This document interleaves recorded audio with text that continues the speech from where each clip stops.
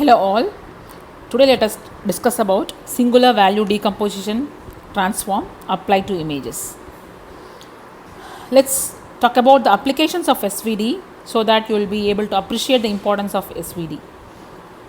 It's applied in image restoration, image compression, object recognition, face recognition, watermarking, texture classification, etc. A mandatory condition to be noted for solving the problems in SVD is an image should be a square image, and if the image is a rectangular image, try to take transpose for it, multiply that with the image so that the image is counted as a square image, so that you can proceed with the steps for finding the singular value decomposition. Let's take a problem and check how we are able to do this square SVD. Find the SVD for an image f. F is 0 1 1 0 minus 1 1 minus 1 0. It's a 3 cross 3 matrix, and therefore it's a perfect square matrix. And let's directly go for finding SVD and its kernel. Your step 1 is to find the eigenvalues followed by eigenvectors. So to know that, we have to first find the characteristic equation. Since it's a 3 cross 3 image, the characteristic equation will be lambda minus 1 the whole square into lambda plus 2 equal to 0. That is, the determinant of f is nothing but the image, minus lambda into I being the identity matrix, should be equal to 0. So let us expand that.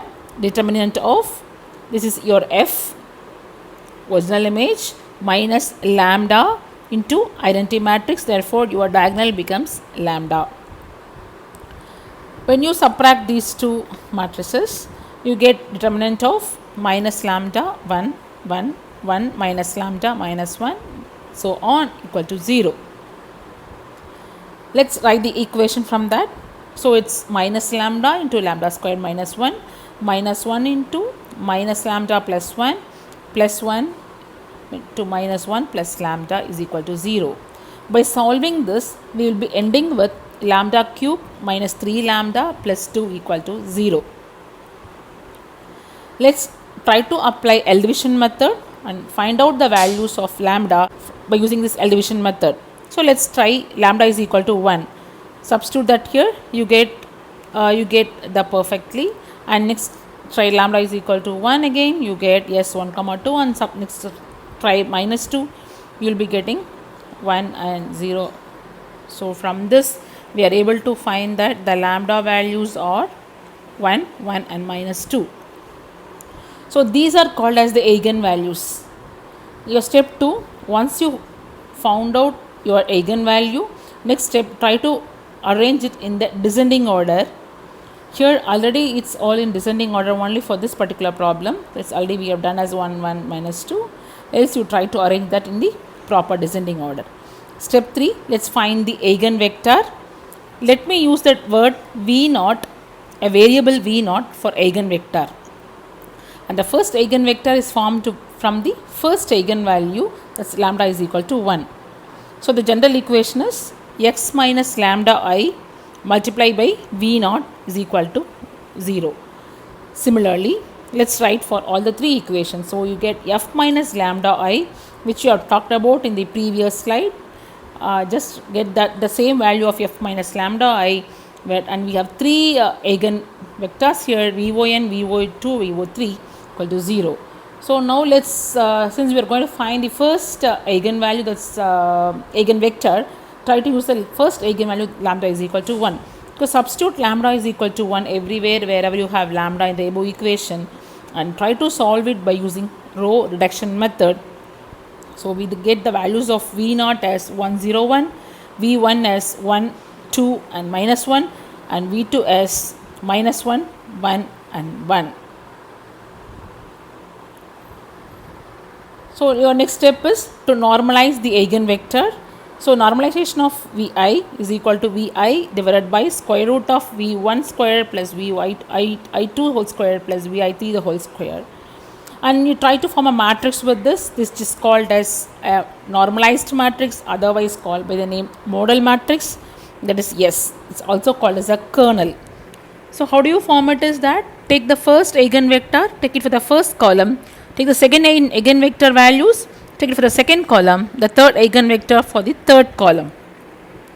So you know that it's 1 0 1 you have in the numerator part, that are the eigenvectors you have, and that is divided by square root of 1 square plus 1 square plus 0 square. That's going to be same for all the three elements in the same column.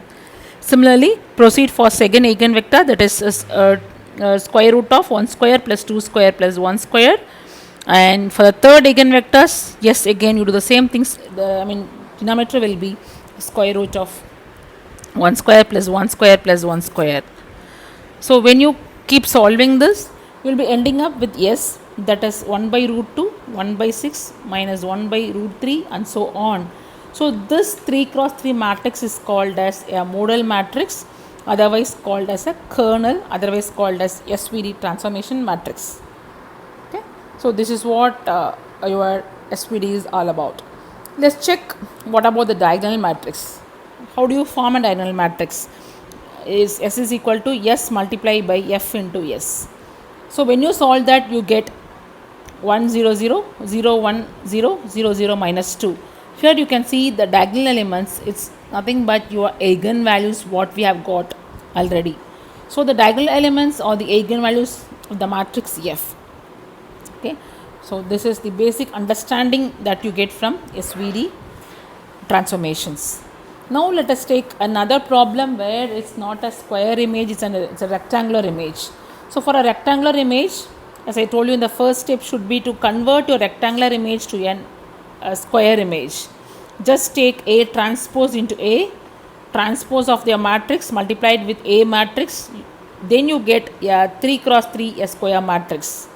Your step 1, your step 2 is find eigenvalue, next eigenvector, normalize it to find the modal matrix, and finally check your diagonal elements. So this is how you have to proceed with an singular value decomposition transformation. Thank you.